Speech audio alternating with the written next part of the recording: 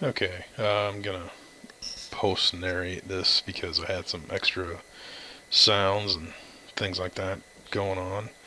So we're gonna fix our frame here today and the rear of the frame. And so we got some 316 sheet metal here that we're gonna cut out. Got my little template to help me. So I've got a little bit of a fence here as well.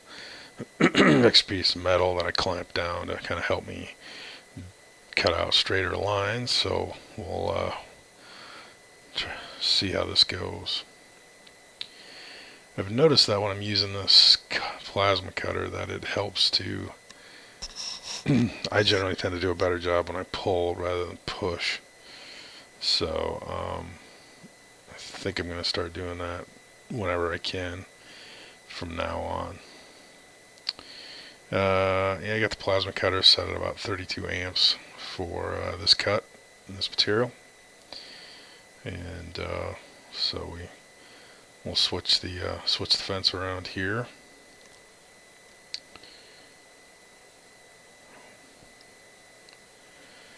One thing I didn't realize till I was kind of halfway through this cut is that where I place the fence, you can't really see it real well from the video, so apologize for that.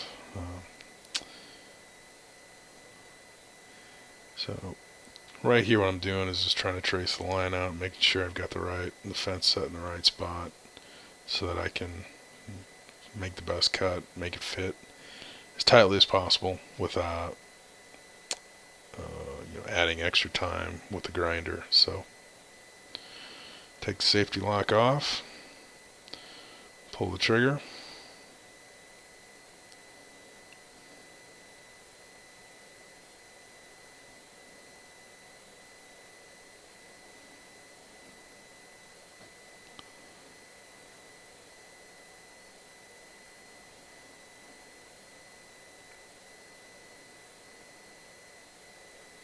Alright, so here's our piece after doing some grinding.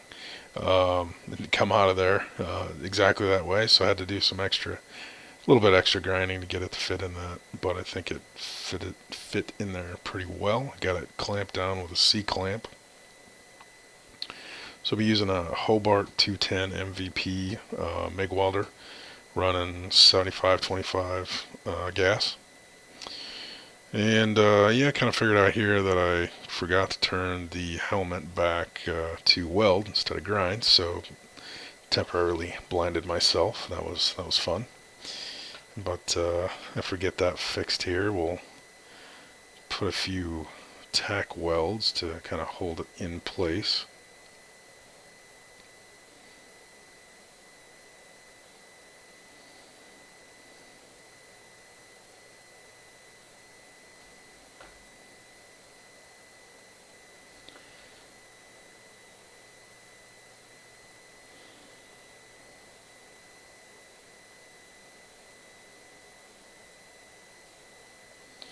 So now that we got the tack welds in place, we'll go ahead and remove our clamp. Shouldn't need that anymore.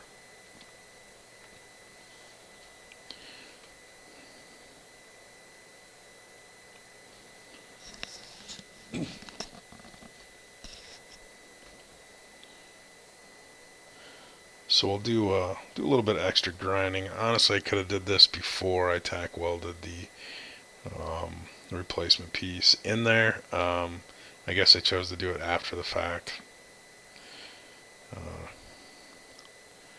But we'll do a little extra grinding here and kind of clean up where we're going to weld, just to ensure that it gives us a good, clean surface to get these two pieces joined together. So I'm just kind of taking the grinder and putting on end. I did take the piece and beforehand and put a little bit of a took the edges off it on a bench grinder. But here I'm just kind of going down the seam with the grinder on edge just to add a little bit more bevel for the weld to sit in there and of course penetrate. So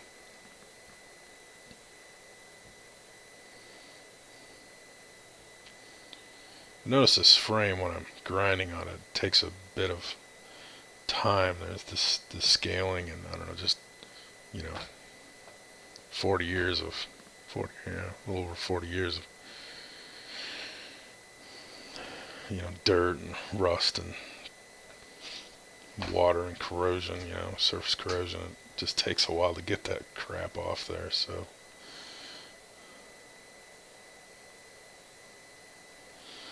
I don't know. So I'm kind of looking for a more aggressive grinding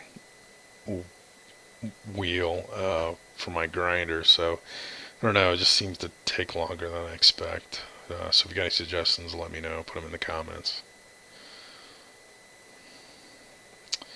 Alright, so we're welding the top here first, just to get this horizontal weld down.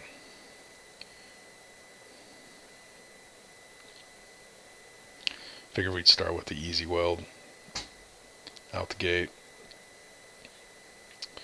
So that's the first weld. Not too bad, I think. Anyway, you let me know. But once we get the I let it cool down a little bit at this point. I didn't want it to get too hot. Wasn't real terribly concerned about warpage, but now we're in the vertical weld. I'm holding the gun, the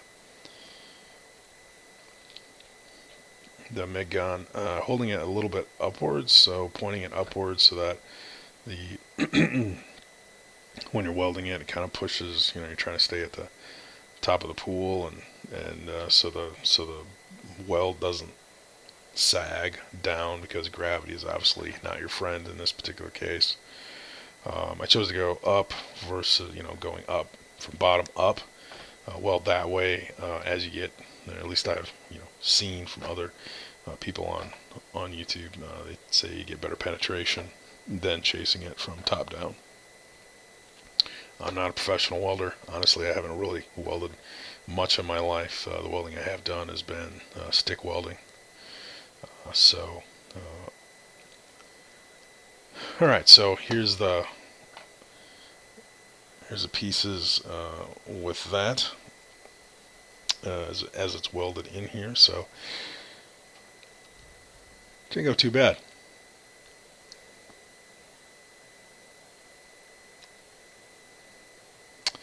So this is the second piece that we'll cut out. So now we're going to patch the left side of the frame. As you can see, I've already got the fence set up, clamped down there, kind of ready to go.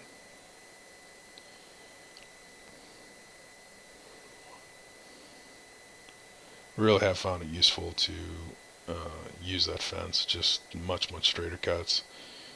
So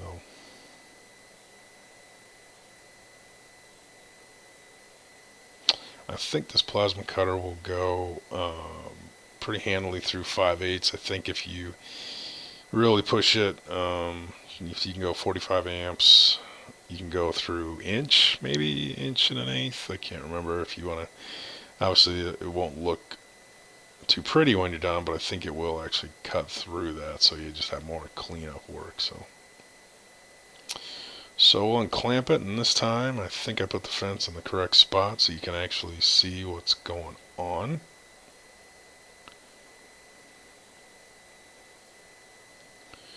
And I'll just trace out the line here again, make sure I've got that where I want it. Give it a couple nudges to get it lined up.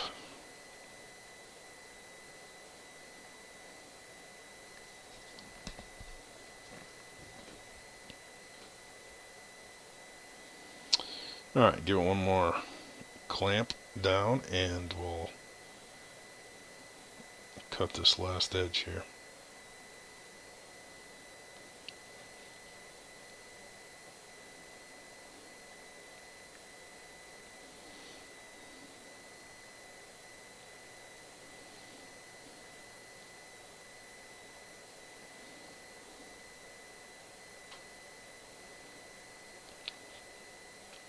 Alright, so for whatever reason, I forgot to record the welding of the top weld there. I don't know why. I'm not sure what happened, but anyway, there's the result. Again, not a welder. I'm not a professional, so um, you know, hopefully that gets the job done. So again, starting going from the bottom up.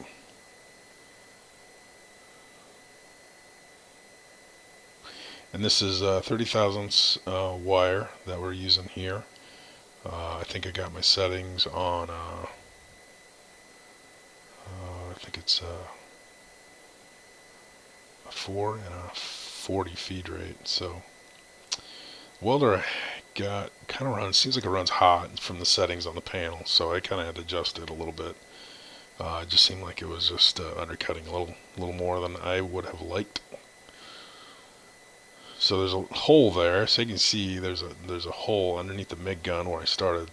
I've got to, I don't know, I'll have to drill that out, but you can kind of see there's an existing hole from the frame. I'll have to, I think for maybe a receiver, a hitch receiver. So the gap down here at the bottom is quite significant. You can kind of tell there that it was I kind of had to put 2 stitches in there and it kind of closed the gap. So, but everything else kind of worked out okay.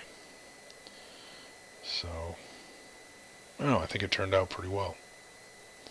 Pretty happy with it. I do have to stitch the bottom yet. I didn't film the other side.